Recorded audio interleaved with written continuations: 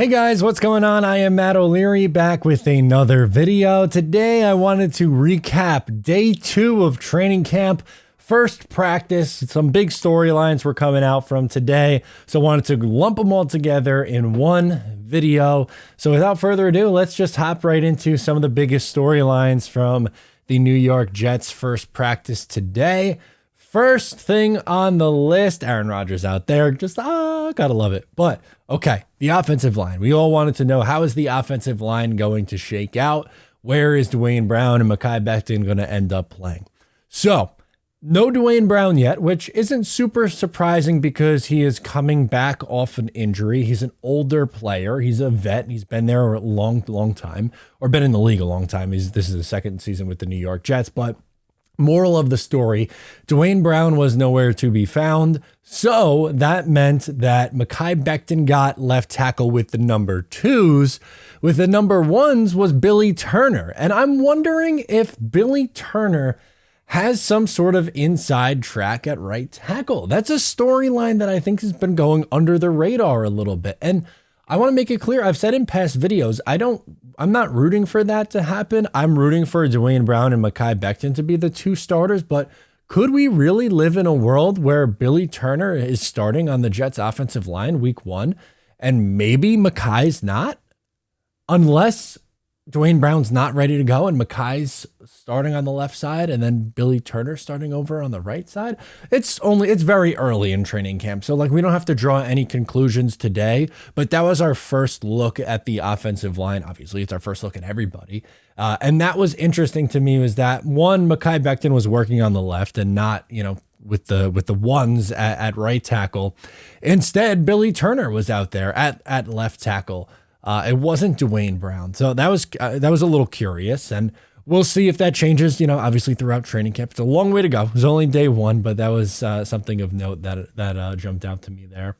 Next up is Garrett Wilson, supposedly practicing too hard for some people. And he had a tweet where he's like, I practice how I play, which I don't think is a bad thing. I think, you ever see the clips of Hall of Famers in practice? They are going 100 miles an hour all the time. And sure, you don't want to risk injury. That is obviously something that is a risk when you were going 100% as often. And maybe as he gets older and, moves on into being more of a veteran in the NFL, he may have to slow down a little bit. But I don't really have a worry about how he's practicing. I think he's going to be excellent this year. And I think that's, a positive that he practices how he plays. I think that shows the maturity of some of the Jets are young, right? Their core, a lot of the core is young, and Quentin Williams, Sauce Gardner, Garrett Wilson, Breece Hall, those guys get a lot of the recognition, as they should. They're talented, but I think they're mature for their age too, which is obviously a good thing. It was also a good Zach Wilson day. Hey, how about that? Zach Wilson threw the first touchdown of training camp. Aaron Rodgers did not. The defense was dominant today. More on that in a little bit here. But Zach Wilson showed some solid things. He made a couple of nice throws. He stepped up in the pocket and made a play to Mecole Hardman. Hardman's the one who caught the touchdown, and I think Hardman showed that the Jets plan on using him. He is going to be a versatile piece in this offense. I'm looking forward to seeing him out there on the field this year with Rodgers and everyone and seeing how they can do it.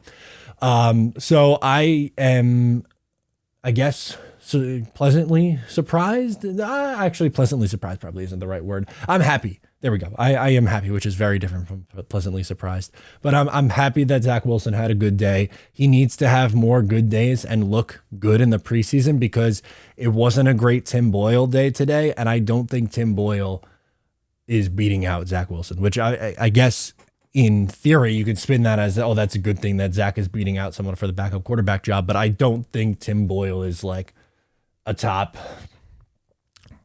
I don't know, 70 quarterback in the NFL. I don't know if he's on a rosterable player, Tim Boyle. So I'm hoping that Zach Wilson continues to look good in training camp and in the preseason, so that, number one, that's just good for Zach Wilson and his development. He's on the Jets. I want him to do well, but also at the same time, if God forbid anything happened to Aaron Rodgers, having someone who could function back there would be key. And the biggest thing for Zach Wilson, it's not talent, it's not anything else, but up here in his head. He has to get that figured out first and foremost. I talked about the offensive line a little bit earlier. Should probably mention as well that it was Connor McGovern starting initially. Now, if you remember last year, Sauce Gardner had to earn a starting job, right? That was the thing in training camp. It was like, he's got to earn it. And we were all like, come on. He's the 4th overall pick. He's playing. We know he's starting. And same thing with Garrett Wilson early on. And that was even early on in the season. He wasn't getting the same pull that he was, after from about week 2 onward. In week 1, he didn't play much at all in the first half of that game against the Ravens, which is just very bizarre. But moral of the story is that Joe Tippmann's going to be brought on slowly, but reports were good out of training camp today. I think he is going to end up winning the starting job. But as of right now, Connor McGovern has the leg up. We'll see if that changes as training camp goes on, but that is something to keep a note on in the offensive line battle or in the center battle for who ends up on top there. We talked about wide receivers. Should mention that Corey Davis did not really hear a lot from anyone on Corey Davis, so I don't know if he's technically holding out or what, but there was reports that the Jets were interested in having him take a pay cut or restructure his deal. Haven't had any news on that front, if that's something that's happened. So maybe it's a contract thing, but Corey Davis, didn't hear much from him there when, talking about the wide receivers, but it's a good wide receiver room. I'm excited about the group that the Jets are running out there. With the tight ends banged up a little bit, Jeremy Ruckert and Zach Kuntz got a ton of runway with the Jets today, and that's going to be the case. I think both those guys play a lot in the preseason.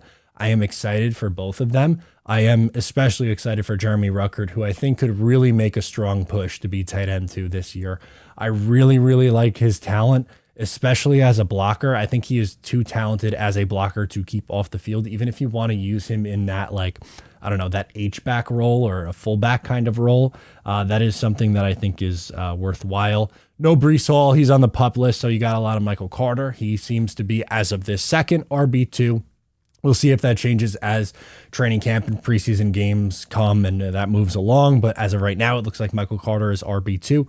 Hopefully he is bouncing back, and obviously, keep an eye on if there's anything with the Dalvin Cook front. But overall, on the first day, outside of, the second team, but for first team versus first team, the defense seemed to be ahead of the offense, which is not out of the norm for where things usually tend to be. And not just for the Jets. In general, in training camp, it's easier for the defense to lead the way earlier on, and usually it takes the offense a little bit to get going. But I would say overall, it was a good day. I'm happy. Training camp is here. We're getting storylines that we get to talk about now.